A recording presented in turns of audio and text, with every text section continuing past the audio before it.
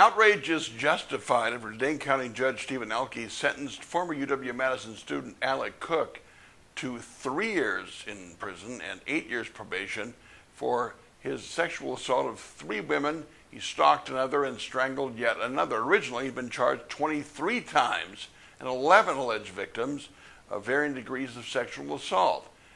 And the complaint by at least 6 local female legislators who write a letter to Elke in protest is that he got a slap on the wrist. Well, he did.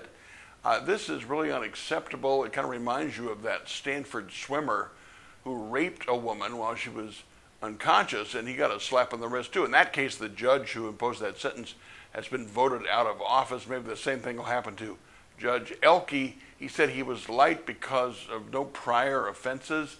This kind of behavior is unacceptable, and it goes to an age-old, I think, bias institutionally on these cases. As a reporter, I would cover those Take Back the Night marches back in the day where women would march against sexual assault and rape and harassment and other things. And rape victims would tell me their grandmothers would blame them for being attacked because they wore something skimpy and they wore some kind of a dress. So this kind of thinking that this is minimized is absurd and outrageous.